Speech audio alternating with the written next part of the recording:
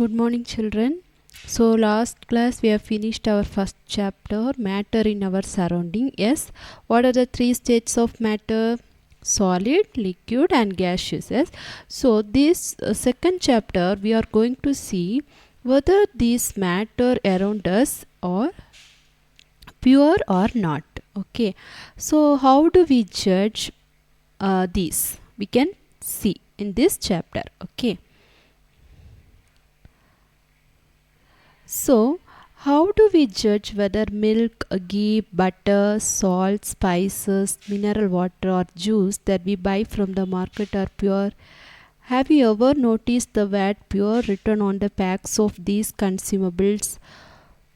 For a common person, pure means having no adulteration. That means if anything, that means chemical or anything is not mixed with that substance, means we will say that it is a pure substance. But for a scientist, what is meant by pure substance? We can see. Scientist says something pure, it means that all the particles of that substance are the same in their chemical nature. So last class, last chapter we have studied about the matter. So all the matter is made up of particles. Yes. So according to scientists, once the substance is pure, how it will be? No, all the particles of that substance will be same in their chemical nature.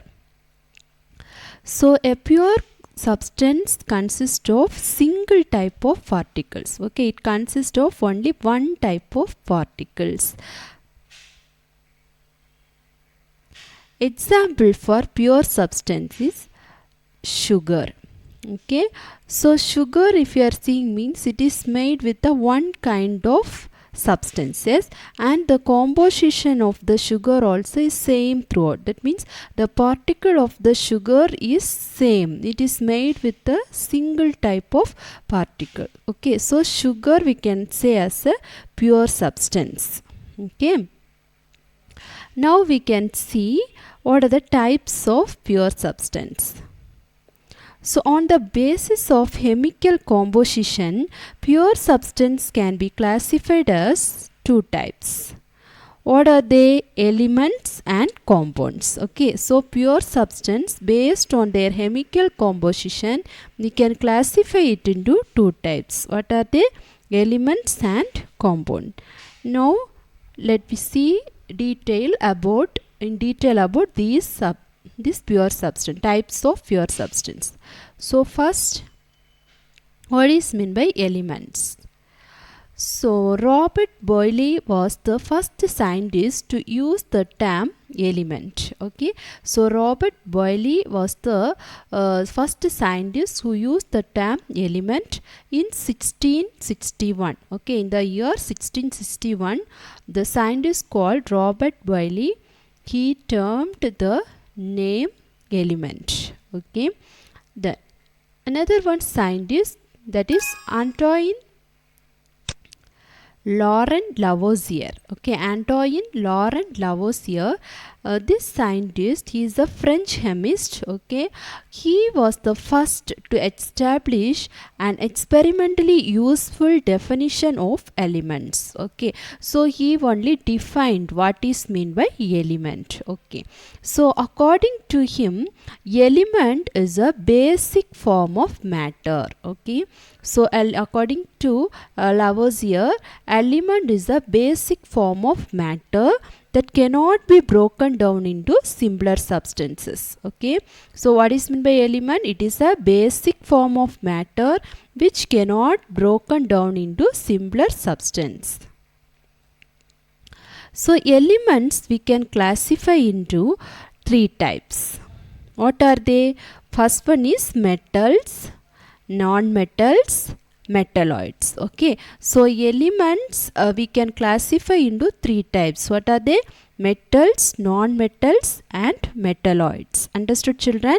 Now we can see the properties of metals. Okay, so metals usually shows some of the properties. Okay, we'll see. So metals, they have a luster. Luster means they have the shining property. You know, we are seeing gold, silver, copper, these are examples for metal, isn't it? So if we are seeing these metals, we can see the shining nature in it. So they have the luster. Next property is they have silvery grey or golden yellow color. So what is the color of the metal? Silvery or golden yellow color. Then these metals can conduct heat and electricity. So metals can conduct heat and electricity. Then they are ductile. Ductile means if we are meeting the metals can be drawn into wires. Okay. So the metals can be converted into wires. That is the ductile. Okay, that is the property of metal. So metals are ductile. So next property is they are malleable. So malleable means can be hammered into thin sheets. So when we are hammering the metals, it can be converted into thin sheets. Next property of metal is they are sonorous. Sonorous means if you are hitting the metal, it will create a ringing sound like bell. Okay. So metals are sonorous. So these are the properties of metal. So what are they? Metals are luster. They are silvery grey or golden yellow color. Then they can conduct heat and electricity. They are ductile. That means they can be drawn into wires. Then they are malleable. That means they can be hammered into thin sheets. Then they are sonorous. That means when we are hitting a metal, it will create a ringing sound like bell. So now we can see examples of metal. So here you can see the common examples of metals are gold, silver, copper, iron, sodium, potassium. So these are the examples of metals. So mercury is the only metal that is liquid at room temperature. So mercury is the metal at room temperature. It will be in the liquid state. Now we can see the properties of non-metals. So non-metals they display a variety of colors. So you know metals they have silvery grey or golden yellow color, isn't it? But non-metals they will be having a variety of colors. They are poor conductors of heat and electricity. So they do not conduct heat and electricity. Do not conduct heat and electricity. So they are poor conductors of heat and electricity.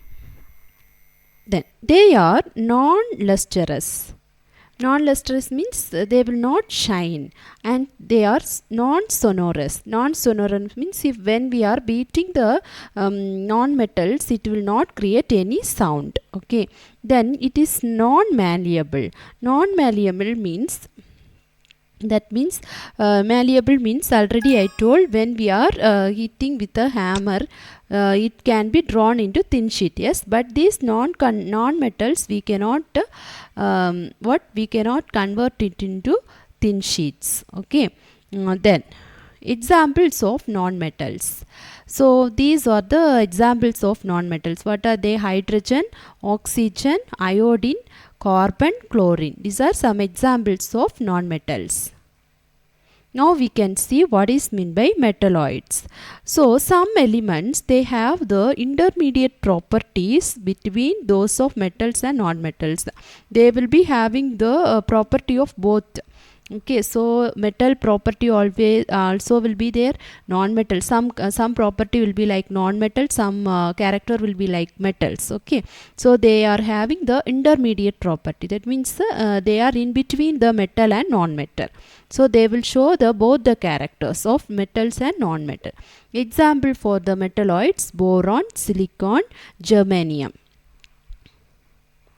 So now we can see another type of pure substance, that is compounds. So pure substance are two types, isn't it? So elements and compounds. So now we have seen about elements. Yes? Now we are going to see about compounds. So compound means it is a substance which is composed of two or more elements. chemically combined with one another in a fixed proportion. That means elements, we know that it is a single element, single matter is it is a metal or non-metal or metalloids. But compounds means if two or more elements chemically combine, okay, two or more elements chemically combine with one another in a fixed proportion, it result in the formation of compounds. Understood? So two or more elements will combine and form a compound. Okay, so example for compounds, you know, water. So water, you know, H2O. Yes, the molecular formula of water is what? H2O. So water is made with the elements such as hydrogen and oxygen. Okay, so hydrogen, two atoms of hydrogen combine with what?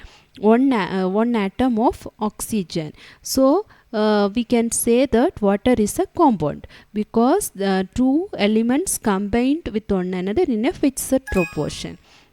Understood, children? So ammonia is also an example for a compounds. Ammonia molecular formula what? NH3. So there we can see one atom of nitrogen combines with what? Three atoms of hydrogen. So it is also an example. It is also an example for compounds. Okay. Then carbon dioxide. What is the molecular molecular formula for carbon dioxide? CO2, isn't it? So CO2 means one atom of carbon combined with what?